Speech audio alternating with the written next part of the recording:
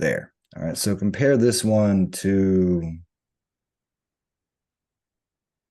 that. I really want to see you from this perspective where we bisect your body with the ball so I can see Okay. if, because what I've noticed, and even this is Matt, right? You know Matt, I'm sure. Yeah.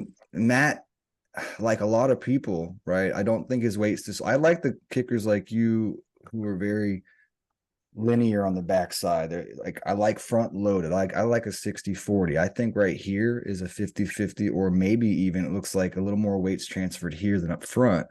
When we don't have the front loaded, we have variables. And like watch how and you have a twitch in your plant too. But watch how the left foot kind of sways and goes non-linear. And I think it's unnecessary, right? It goes out a little bit more. Like I would like to think that the I and the K, the midpoint of the heel, which is also the Mhm. midpoint of the toe, I think that should go right to destination of where you want to plant. And I Okay. think I think a lot of guys have end in mind, which is here. Here's the right upright, right? I think a lot of guys have end in mind, and I think you're one of them.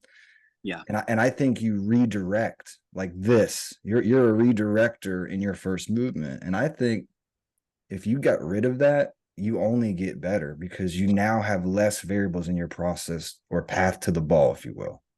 Okay. Right. So I've watched your stuff, right? So I didn't want you to think I didn't. I just don't think on this platform it's going to be appropriate to watch the YouTube ones unless we want to watch them on the fly with like tempo. But that's your strength is your rhythm, your balance. You know how to utilize your body very effectively because you're not a big dude. So you're very good at the things that I have to coach 6'1" guys hard on because they'll give away their shoulders. They don't Right. utilize their plant side arm. Their right arm is fighting them this way when they're kicking it this way. Like the nuanced things, what I'd like to help you with is extraction. I call it extract extraneous. Take away things that aren't needed, right? Okay. I don't care if you want them, but if you think it's unnatural and it could be, erased, go for it. I don't think you need Sure. to put nothing else at this point and where you are. You don't need to add anything. I think that's where problems occur. I also think this is why I like this angle is at the drive step here. I'm backing up a little. I think you'll really like this thought. Your right shoulder, whether you know it or not, is going to ball in your stance, right? I mean, I think Right. most people, unless you really open up, like Cairo opens it up, he pushes the point, you know, like if you Right. notice, Cairo's not as square as you are. And I Yeah. asked him, he changed that like after KC, and I was like, bro, we've worked so hard. Like, why are you? I mean, Edinger used to turn his back to you know, um, for the Bears years ago, but he made a good point. He's like, you know what I'm doing? He's like, I'm acknowledging that I used to come at drive step two ball, and then when I'm kicking, I pull back away, that right arm. So what he's doing is he's storing that energy, and then at drive step, it's here, and then at contact, it's square, and then at finish, it's through. So he's kind of storing it, if you will. Now, I don't Sure. teach that, but I think it works. But back to my drive step point, if we are right shoulder to ball, however, I mean, we all do it in our own way. I think that the calf and more importantly, your ankle, if you stand up real quick, just stand up in your room, wherever you are, and just get real comfortable. Okay. Either think about your shoulders right now, just stand there and think about your shoulders, like where your clavicle meets your shoulder Yep. is where your ankle bones exist. And stand like normal. Yes. Now touch here and tell me that's not over your ankles, right? Yeah. Okay. So anatomy, right? I think we should channel up, right? And I think that at drive step, calf should cover the ball perfectly if we're moving linear. See how he has a little bit of right calf off ball? Do you see Yeah. that? Yeah. Well, I think it's a resultant for it's like physics, right? If we sway or deviate out, like I said here, like here, doesn't that make sense why right calf would deviate off ball? Yeah. Yeah. To counterbalance that previous movement. Now, look, you're good enough. I put this slide in here for a reason because Matt Wright hated how it felt. However, the result may have been his best ball of the day. But now we can get to the third and final stage contact. We talked about drive now, but I think that he also after the pullback, and then he's getting, he's grounded now. He's really got a lot of studs exposed, I call it, right? So he's got a little too much shoelaces on it, if you will. Okay. And I think that studs to the floor, it really invites for the great, it's called the cuneiform, that really, that calcium deposit on your foot that's kind of right on the edge of your shoelaces before it goes to your instep. And I think he's missing that ever so slightly, right? But I think he agrees. What we did, we took a set of like 10 this day, and there was like 7 really good balls, and there were 3 like this where we saw a lot of like, see the ground up chuck. And he noticed that when he moved linear, his foot to ball was much more natural like this as opposed to shoelaces on the ball too. Okay. And again, like, I don't know everything, but bro, like, this is what I love to do. And it's just, that's my next thing. Why? I don't like to tell people do this unless I know why it's good, why it's bad, why it's maybe not so great. Because my job is not to change people, right? I just want to make people more efficient. And I like working with guys like you. Austin Seibert's a good guy that we spent a lot of time together that had your issue too, just a little bit of extra. And he swears by it now, like he has like checkpoints. I like this angle because we can kind of see what we're talking about. Like tip of ball is kind of right where we were just talking about. Yeah, from that shoulder point. Now left, it's blurry a little bit and it's white, so I can't tell if it's what I want that to be is not wide of your intended plant. So if your intended plant is, just inside this hash, barely right there, and that left toe is here, that's the disconnect I think that me and you would be talking about. I've never seen you in person, but I did see on your film that you're here and you glitch too. And I think if you get rid of that, it's going to feel like, I thought it felt effortless before, but now it feels even easier because it's a variable that you have to overcome, in my opinion, because you can definitely overcompensate, right? If you have that variable. Yeah. Let's see if we can see it here. I can't remember. I didn't see anything from this rep other than I liked the angle that they were at. I really liked how you hugged this, but I still saw this. This was a perfect, I really do like this angle. And what I'd like to see too, and it's glitching, right? I don't know if it's glitching on your end, but this happens at times. Watch it again, although it glitches. And what I love about your angle is my thoughts would be with guys I work with is like, look at what this guy brought me. I don't want to see this torso deviate out, right? And I think like you don't. It's hard for you to see. I know it's glitching on your end, but I really like to think about it like this. Like, it should be a perfectly straight line. And I like that you come in, and I'm just guessing this is the angle in which you come in at, but your good balls, your best balls, you refract on that Newton's third law. I'm going to come in and I'm going to react equally and oppositely, right? Correct. Yeah. So I go, I guess, more to the right, knowing that once I swing through and everything goes back towards the left, my ball's going to go straight. So I'm kind of not playing my miss, but I guess in a way I am. You know what I mean? Absolutely. Well, he won the Lou Groza. I'm not saying that, and Cairo, he had a perfect year that year, but there were, as there were several, it was like 6 or 7 balls. He told me that year, he's like, when it left my foot, I was like, it was just one of those years, it was like things worked out, right? And that's the thing. That's the thing. I think that when he talks to me now, he's like, had I been in that place now, I wouldn't have a job. I had to get a little bit better and acknowledge that, I've got to figure out how to do less stuff, but be more efficient, or be more efficient by doing less stuff, which makes sense. Well, less moving part. Yeah. Equal that more consistent result. The more moving parts you have, more room for error, more missed kicks. So, and you're hard to coach though, right? Because that's what you can tell. That's what you live by, right? And that's why you're good. And I think that's what people they don't get is it's kick simply, right? The most brilliant people in the world, they do it. They make it look simple because they've extracted things that aren't needed. And how do we do that, right? Well, you fail more.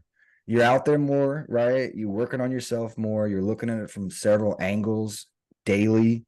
And I don't think a lot of people are brave enough to admit that they don't have the work ethic, right?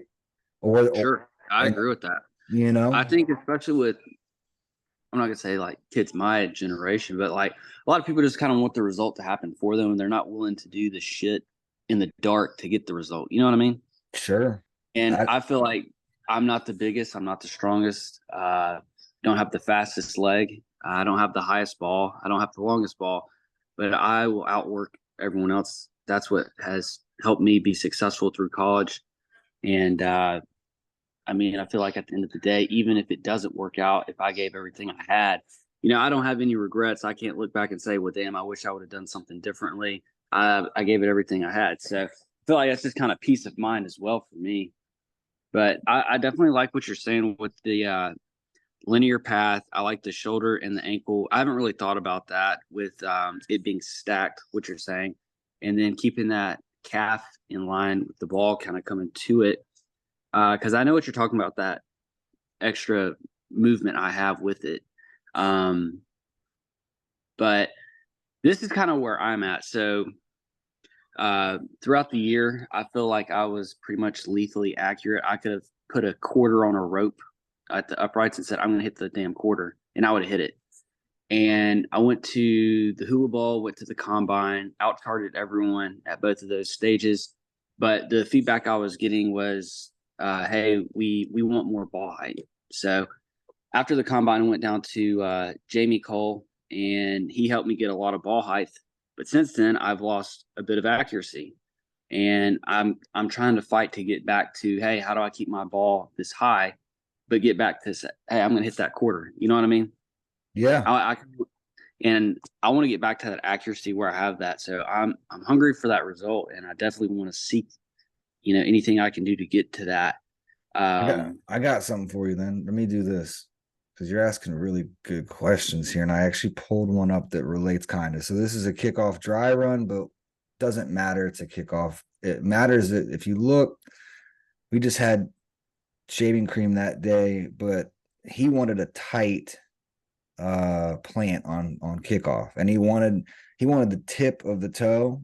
What we found was the tip of the toe when he touched it on the finish line, like this side of it, it resulted in the best spin rate, right?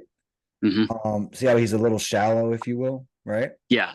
So what I'd love for you to do is whatever you and Jamie worked on, I'd like you, even in the driveway, man, wherever, get some tape if you're in a concrete, or get some shaving cream if you're on the grass, because I can see it really well. But in print, create your own box. I call it a plant box, right? And I want to see where that is, right? And then I want you to kick off of it eventually too. And I want to see, I'd love to see if the shallower balls were ineffective, and if so, why. And like we'd have to see it. I think it's hard to see plant depth, especially without a T reference or this. The only time you can really get a reference in a game is if you're lucky enough to be on a line or a hash. And right, you get it. Yeah, absolutely.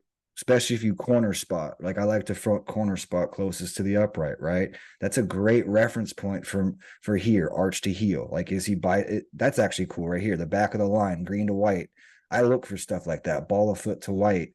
To where what I'm trying to say is to establish where his best ball was that day, we'd have to have like this on the logo right here, be it the green to white. You know what I'm saying?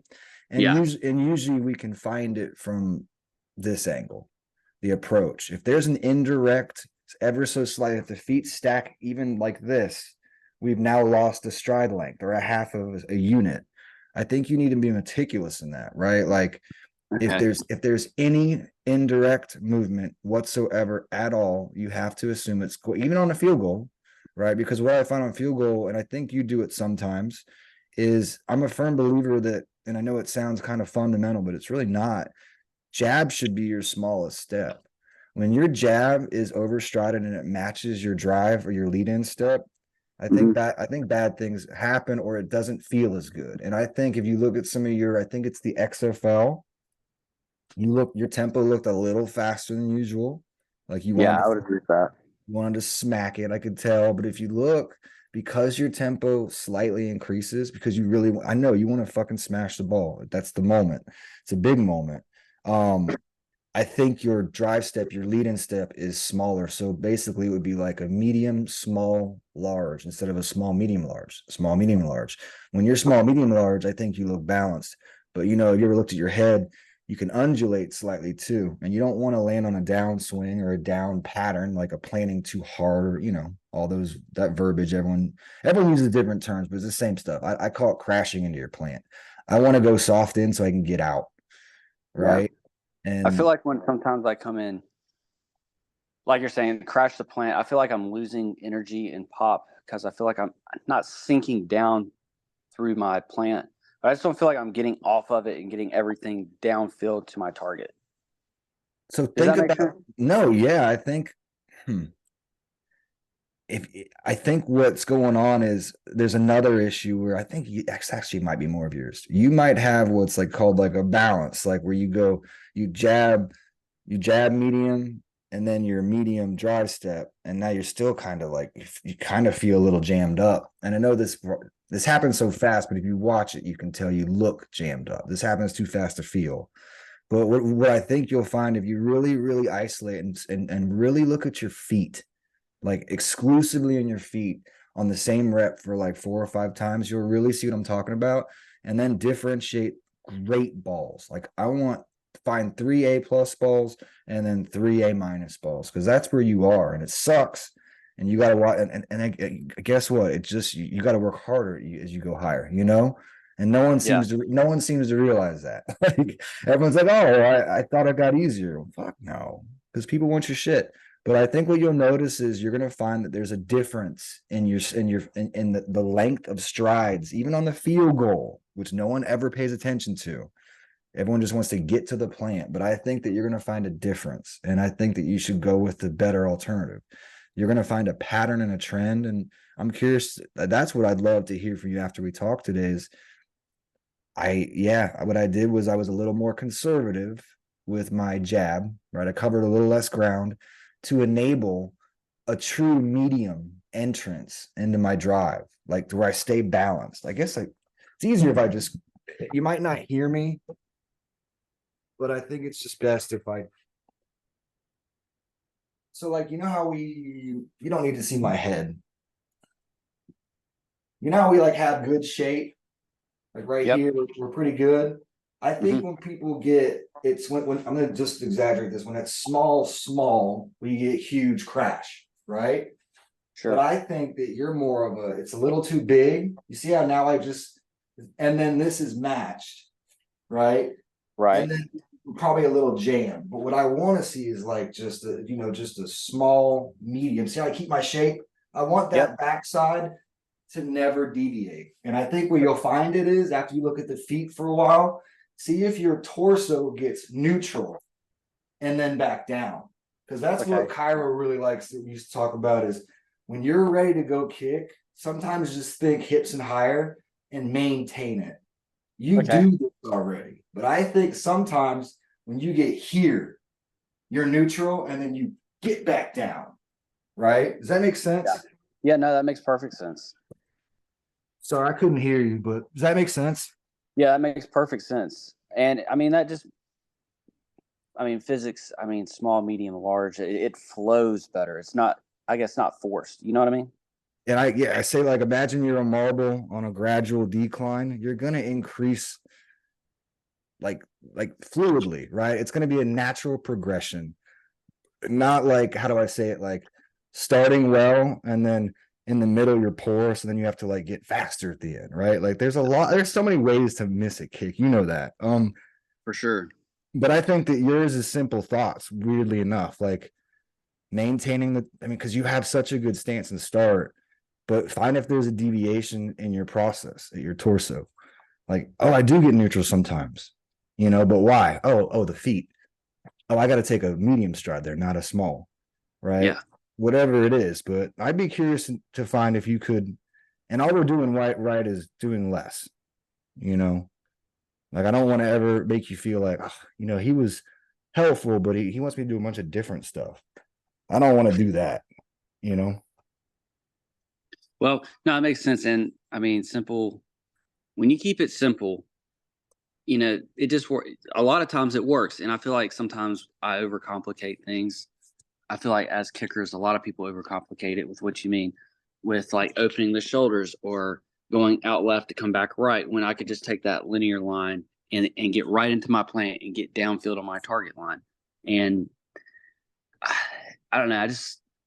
I think in the search for getting much more ball height, I've done that with my line a little bit to the ball. And that could be part of my inconsistency is, hey, I'm not as tight and precise on that line to the ball because I play a lot of golf. I like to think about it as a golfer. If my golf ball starts here and then in my backswing, let's just say my golf ball moved an inch over to the right, I'm not going to hit a good ball. And the next time my golf ball didn't move, I hit it in the same swing how I should. If the ball is always in a different spot when I'm hitting it, I'm probably not going to have a very consistent result. So that's one thing that I think about when I'm going. But I think that that's probably something I should target.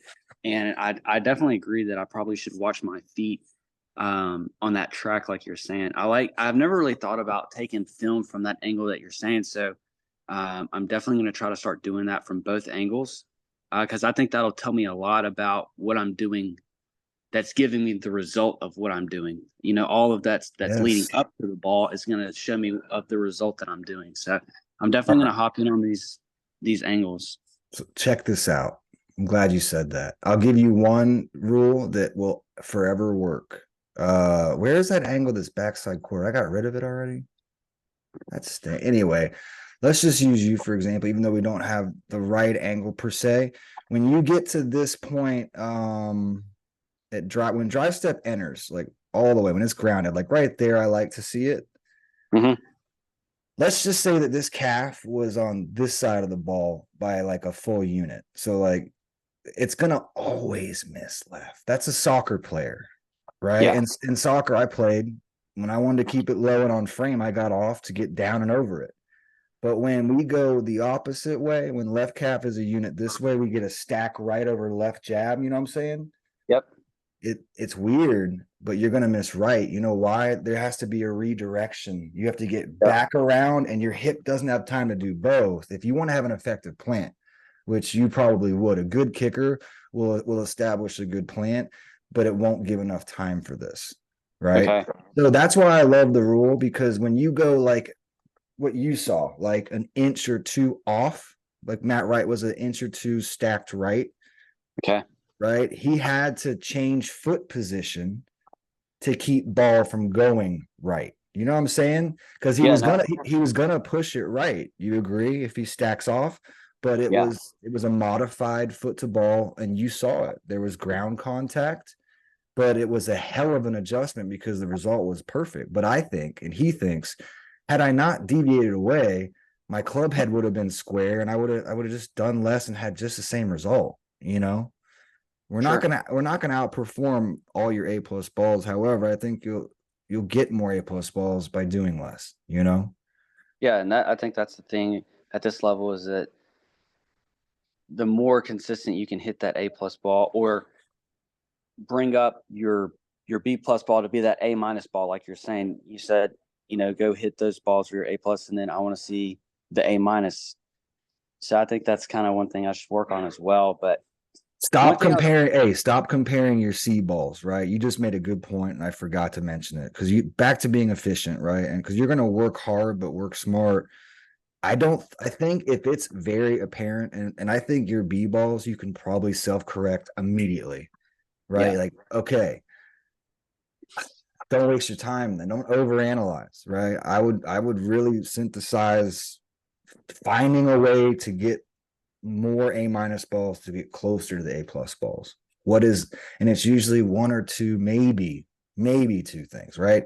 It's usually one, and I would start first. I always say first things first. So after we talked today, I'd like you to just reflect on it and say, I think it's three things we talked about. But then, more importantly, what happens first? Because what I find to be true, and these are young guys I work with a lot, like 15, 16, but they're super talented and they love this thought. I always explain to them like this: you have biology class tomorrow, right? You're like, yeah. What chapter are you on? 7. Do you think that you should start on chapter 18 then to study tomorrow? No, because you got to know 7, 8, 9, 10. 18 probably won't make any sense, right? It's, Yep. it's sequential. So I want you to, and write that down. First things first, right? Always prioritize first things first, always. And what you're going to find, and it's a long-winded way of saying this, is I think my belief is, say you're a 15-year-old with 5 things we talked about that I want you to correct. Usually when you fix the first thing first, it corrects 2 or 3 of the mistakes, or makes all of them a little bit easier to fix because the first thing was fixed, right? Yep. So I don't know. No, that makes a lot of sense. And I feel like one reason I was upset with my XFL showcase, so I think it was 33, 38, 40. We did like a Mayday or a end of game 45 we're running on. Well, I wiped out on my first one. I actually ended up messing my ankle up pretty good. I had the doctor at state look at it, and he said I had a grade 1 high ankle sprain, a grade 2 lateral ankle sprain with some tearing. So I'm going to try to get back into kicking either tomorrow or Thursday. And even Nick, he pointed out, he's like, dude, did you just break your ankle? He's like, if you need to take some time, go over there to the side, you're good. Plant or right? Plant or right? Plant foot. It slid out and it rolled over when I was kicking. So I don't know. Let's see. Outside, right? Yeah. Oh, yeah. It's a pebble turf. So my plant came in and it spun in and then it flipped over that way on itself. So that's what ended up happening. Well, I didn't trust my plant after that, and I was trying to go real light on it, and I was just kind of hitting toe balls, and I wasn't hitting as a directive line. And I felt like once I got back to 50, 53, 57, it's like, damn, I've got to hit this ball, but I don't want to injure myself worse. So I explained that to Nick, and he's like, look, man, you came out the day before, you're hitting 60s into the wind. I see what you can do. It's unfortunate it had to happen that day. So I feel like my XFL showcase wasn't as good as what I had hoped for it for that reason. But is that a note that he can? I'm sure, right? I mean, yeah. And he said, look, man. He says, if anyone asks about you, I'm going to give you a great recommendation. He says, I pointed that out. I saw it, and I felt like it even affected me on my kickoffs because I wasn't able to really fork on the ball. You know what I'm saying? Absolutely. The force that occurs there, but you don't feel that force till it's not 100%. Yeah. But it's pretty athletic movement. I'm finding more and more like kickoffs, like it's not for everybody, and it's not necessarily like the best. I don't know. There's so much that can go wrong on a kickoff, in my opinion, and I don't know. Like I don't even know. I can't put a body type on it anymore. I think that you have to be quick enough. You have to be strong enough. I think you have to find your distance, which I think is almost impossible, especially because if you're a 9-step approach, those are 9 variables already in themselves, sure. Right? Yeah. And the second one of the earlier ones deviates away from nonlinear, you're never going to hit your mark on plant. And if you do, you're going to have to give up a lot to get there, right? Hence no finish. But Cairo's a good, so I like guys like you and him. He proved to me a long time ago, because he got doubted. Like, we got really lucky with him. You probably don't know this, but his only offer was Maryville, D3. And I used to work for one-on-one, and Mike McCabe, was helping me get him looked at. And he kept telling me, and I even have it saved because it makes me and Kyra so happy to see this. Mike is basically lecturing me to take the offer. It's the only thing this kid's going to get. And weirdly enough, my old coach at Miami, receiver coach, took a job at Tulane. And long story short, he's like, who is your guy? And I'm just like, this kid is fucking different, man. Like, he doesn't miss. He's got 50 range. Anyway, so I like guys like you. And he proved to me, like, you don't have to be that big to kick off well. I mean, I think adverse conditions, guys your size are hurt, but I think in a vacuum, guys like you can produce 80-yard balls, and that's all you need. I mean, that's really, you don't need that. I mean, you need 74, 73 average, wouldn't you say? Yeah, right now I'd say my average is like a 4.15, about 8-9 deep. But my good ball is probably about a 4. My best balls are 4.25s, anywhere from 8 to 12 deep. I think you golf, so I make this reference a lot too. If a kid is 6'1" and he's 15, I'm he's a 7-8 iron. No, sorry. He's a 5-5 iron, right?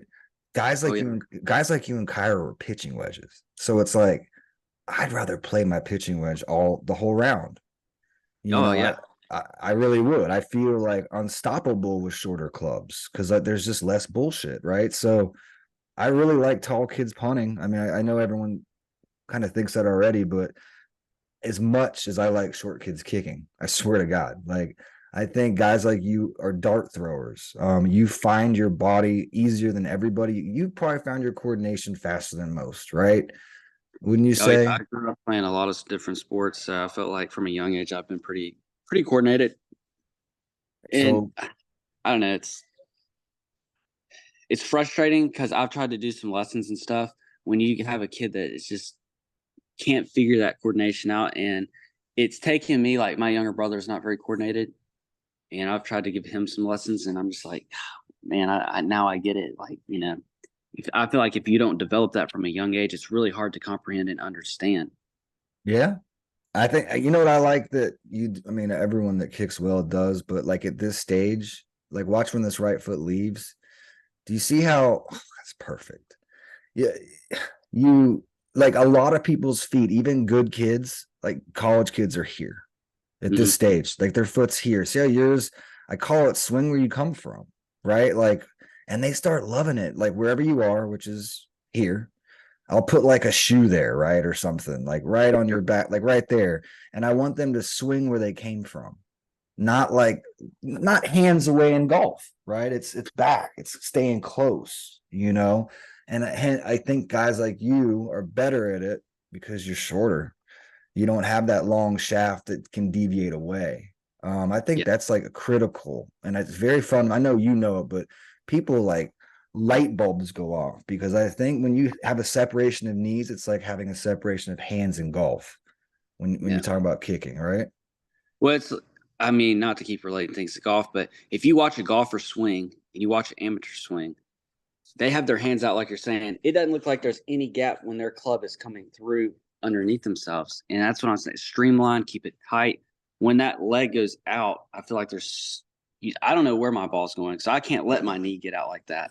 So, I mean, I Right? feel like, It feels foreign, right? Like, yeah.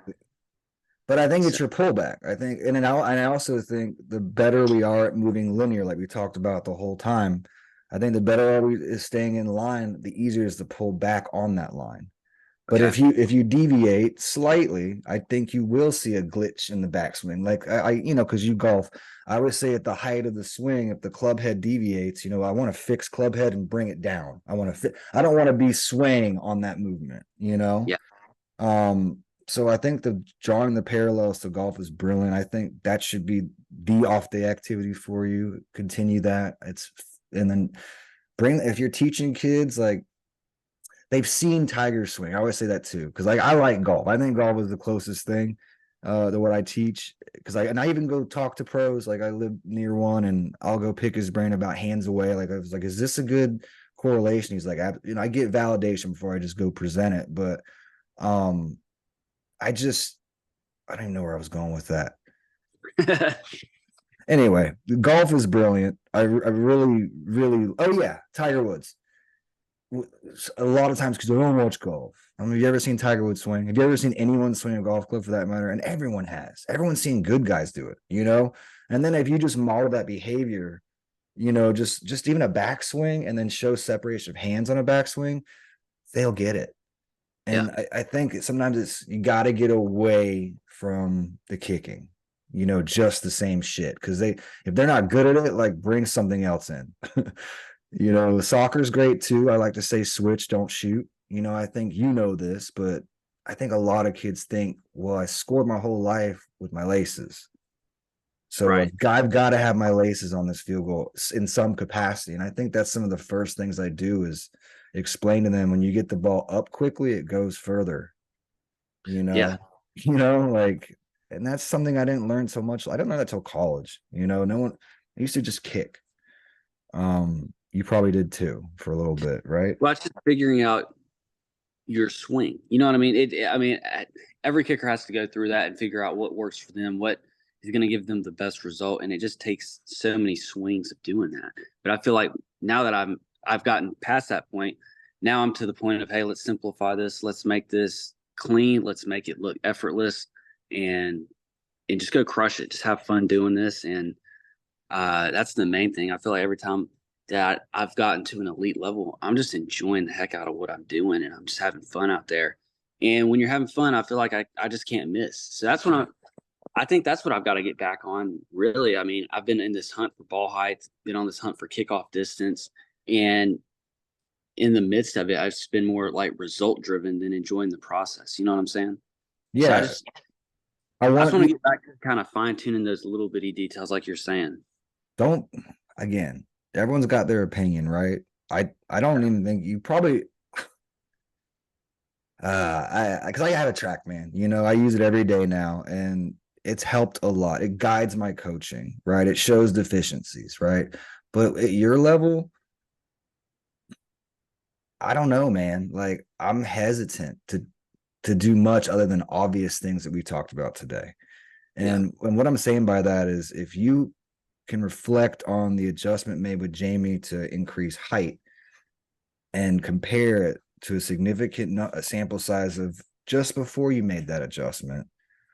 If you're not married to the thought of the new adjustment, then maybe I mean, what is your height at line of scrimmage? You know, I don't care about your apex, but what's your height at Before, when I was at the combine, I was hitting everything 10 to 11 feet. Now I hit everything between 10 and a half to 13 feet at line of scrimmage. I was talking to Shane Graham yesterday, and Mhm. he enlightened me, and I don't know how true it is, but I thought it was interesting, at least. There's a devaluation above 13. This should make you feel good. And I think 11 to 12 is perfectly acceptable. Well, I just find it funny that I was at the combine. I was, I think, one of two guys, or maybe one of three guys, of all the kickers that pass the crossbar test, where they take you 6 yards back in the end zone, and you get three kicks, and you got to kick each one of them over the crossbar. None of mine even hit the crossbar. Well, Anders went and he about decapitated himself. It hit the bar and it came back. So Oh, Jake Moody didn't even get one of his over. So, these guys that have this huge ball height, I mean, yeah, their apex is a lot higher than mine, but at line of scrimmage, is their ball really higher than mine? You know what I'm saying? That was one thing that kind of upset me. So we'll see. you have to question who sets these parameters. And it's oftentimes someone who either has never kicked or who kicked a long time ago. I'll be honest. And it's very subjective. And I think you said it best. Like you said it a few times today. Like you learn your swing, and you know what your A plus is better than anybody else does. And I think it's probably the right decision. You know, Yeah. so let yourself be your guide, but I would never be married to shit, right? But I'd also be very, very, very cautious of who I date or things I bring in, you know? Yeah. No, that's a good point. But that's like, I want to continue this, I was excited I don't even know how did you hear about me through Shane, maybe? Is that how? Yeah. Shane, and then Noah Getman. Oh, I've worked with Noah? him. Yeah. Super nice guy, but Love Noah. um, Noah yeah, lives Shane, 1 mile that way. really. I'm with Noah 4 times a week right now. He's living your free agent life for the time being, and I know he probably saw you at Novak's, but he is the nicest kid, dude. Oh, it's Um, unreal. If you ever want to get him fired up, just ask him about a kid named Davey at our Davey. pre-draft. Yeah, that he'll get fired up. That's the only thing I've ever seen him upset about. But I'm super I'm nice gonna kid. I'm gonna write that down. Tell me about Davey. Davey at your pre-draft. He'll get a kick out of that. But on He's kickoff, I'm not trying to change the gear here, but do you like the more shallow plant, or what do you prefer? I know it might vary, like you said, as a guy that's 6'2" and a guy that's 5'8", maybe not be hitting the same spot. But what do you tend to try to get in that plant box that you were talking about? so like I compare Sturgis and Cairo, right? Sturgis was a little taller, but like not much, not significantly to where it make much of a difference. A little stronger, but his best ball was always like when like just kind of visualize like the tips of your toes level with the tee, right? The kickoff tee. Yep. His was always an inch or two past it, like deeper. Okay. Cairo's was best right on it. Now, weirdly enough, and that's not weird, it makes sense. Cairo's apex was generally speaking a little bit better, but his distance was generally speaking a little bit less, right? But both had equivalent distance hang combo scores, if you will. Okay. So I do think it's just like field goal in a sense. The shallower you go, the higher the apex, right? In terms of a guy your height, I would be very cautious about being behind that finish line. I think on it is the move, unless you want to put it, those like 4-1 to the 5s they like to kick in the corners. Yep. I would guess that I'm guessing here, generalizing, but I would say if you had 2 inches shallow of that finish line, that's probably the move for you. But I think your best trajectory and combo score would be on it. And that's kind of what I've been shooting at is I've had 2 other coaches tell me 2 different things. Adam Tanowski with Hammer, he said, I want you more shallow. Zonner told me get your ankle bone on that line or even with the back of the tee. So my toes were even farther past the block once I was hitting that. So I kind of feel like that middle ground is kind of where I've hit my best ball at, kind of like you're saying. And I think it's also your club or your foot to ball positioning, right? If you feel more comfortable with a little bit of shoelaces on it, like some people do, I think that directly affects like the depth of the deeper you are, the less likely I would be to recommend you having any shoelaces, right? Okay. But the Yeah. shallower it makes sense. You can get a little more square to the ball and keep it low, right? Because that's what it's going to do if you have shoelaces on. So how do I say this? Shoelace for shallow, right? That'd be an easy way to catch that. But I think it makes perfect sense. You think about field goals, you know. But I would guess, yeah, I'd never found anyone to hit their very best optimal combo ball shallow of it. And I've seen very few breach it. I think most are on time with it. Like meaning like level with the edge of the tee or close to it. It sounds like Adam probably had you a little shallow and Zonner had you a little deep, in my opinion. But what I think would be cooler is if you say, well, Lundy was in between both of them. But personally, I think I'm going to take a quartile off of Zonner and Lundy, Right. Yeah. because I think that's making it yours. I think we're all generalizing, right? Sure. Yeah.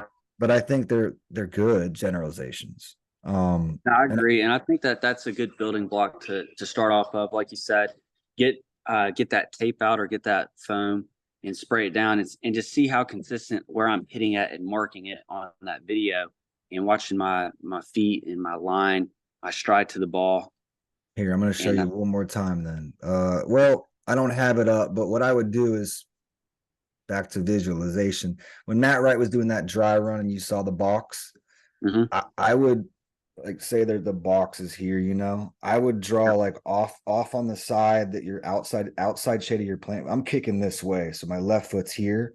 Yep. I would draw the line where it's a perfect plant with the edge of the tee, which is here, Yep. And I would do little notches, incremental inch notches, and see where the tips of your toes go in relation to those notches. And then if you had that set up on your driveway, well, driveway work would be after you know which notch you want to be at, which notch is producing the best short-term results, right? But you're going to find you might be a click behind that line that's finish line or a click above. Like I said, Caleb was a click above it. Kyra was right at it.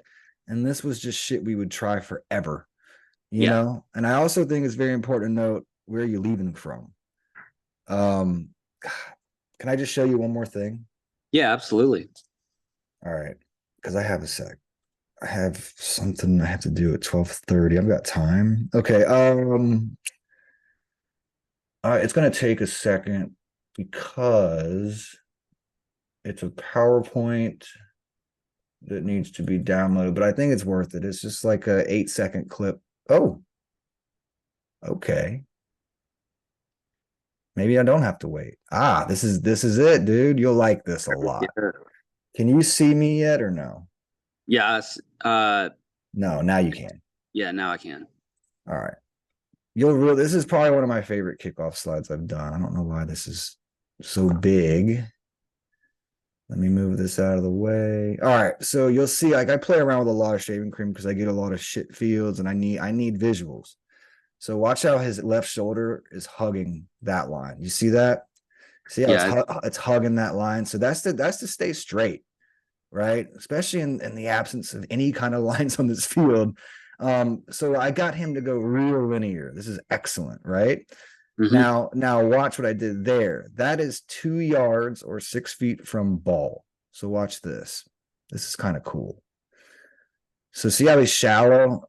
We found that he needed to be at it or breaching it, right? So this was slightly this was a lot of, I mean, this was a summer of working with this kid. But you can see that, I mean, he's pretty good form, pretty good shape. Like, he's got a little hip activation. He's hurdling right there. But back to, let's go to the next slide. The adjustment I made was, see how I erased it? See how I, Yep. So I wanted him to visually think, get inside of 2. Yep. Right. And he did. And he did it very effectively. Look at that. Boom, transition, slide in. And we still had to work. He drifted a little wide, so he covered that line. But I just wanted to, more importantly, show you how this is us working through shit. But you see how I visually gave him, get inside of it. Good. Yep. Right? Right. I love the 2-yard drive reference. And I like it even more. So I'll show you back to Matt. There's Cairo, good form. I love the 2 yards as well. I feel like it really transfers that energy well through the ball. But when I was with the Rams this whole summer, Chase Blackburn, the coordinator, he had an issue with me being that far from the ball. He said he wanted me closer to 1.25 yards to 1.5 yards. Well, that's what I'm saying, though. I think that's too close. I'm saying 2 yards is a reference for like a 6. So Matt Wright, see how I marked it with a little bit of shaving cream, the front side of it? Yes, sir. So watch this. I don't think you need to be a fucking 1.5 yards, but I definitely don't want you to. Matt's taller than you, and I think Matt should be heel side inside. Watch the mistake that was made here. Because he reached ever so slightly. We're talking about 5 inches, but watch. Look at the 5 inches that come back to haunt us. Hold on, wait for it. Boom. Right there. And he's way better when he's here. Way better, right? Even if he's on the line, like Cairo likes to be on it.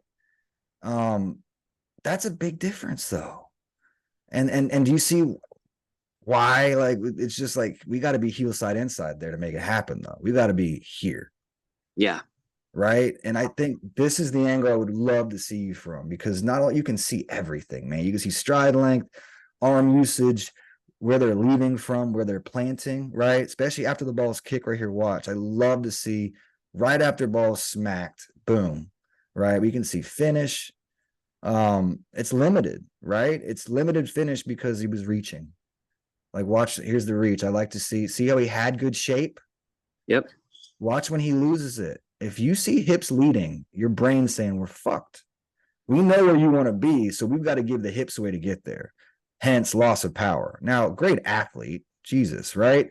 Absolutely, absolutely gifted athlete. But this, in my opinion, look at the high heel. Is he punting? Right? Right? Yeah. So do you see how the club has to drastically change shape? These are all the variables I give a shit about, right? Now, great recovery, world class. He got very little ground. But if you look at that frame, I think most college kids will kick the shit out of the ground. Right? I would agree with that. Yeah. So, I mean, we could nerd it out all day. I also like this. This is a great, if you're out there, I love using hash marks for plants, for plant location. Okay. Right? That's a great way to see if your foot's in front of that line, because it bisects it here. And then this is the width I want, right? I don't always have hash marks, but when I do, I like to place the ball and establish my perfect plant from the ball. Not a bad thought. You like it about what, 4 to 6 inches from the tee? It's a good question, man. Like I usually put feet to feet together on people, and then I'll Mhm. I'll allow them to separate like an inch or two. I won't allow this. I think Right. that's because then we're talking about knee separation, whether you want to or not, right? But I'm not really like here's a pull away drill. Like I start here, and I'll give them an inch or two, right? Because I want to ensure that we hit the heart of the club, not the toe. I mean that's Yeah, absolutely. so I always try to make it with the young guys, especially. And here's Cairo. See how he's heel side on two. Hmm. I was just showing like that's probably a reach for him. This ball was probably going to be a little bit shallow, right? Anyway, and then I like to think of it just like the field goal too. Like there's the alley I want to be on, whether it's a field goal here, or whether I start here. And see how my left toe is flowing to the plant box and my right shoulder's flowing to the spot. I think we deviate. There's my deviation. There's a soccer player, and there's where like you guys do slightly slide out back in. And I, you know what I'm saying? And I even talk about the transitions, right? Like here is the jab, small. Here's the medium entrance for a drive, and let's attack it now, right? So I think you do almost all of this really well. But this is stuff when I coach coaches, they really like seeing this, you know? And but I think and this is a Cairo thought. I don't know if you've ever heard anything like this, and I don't see a lot of guys that use it.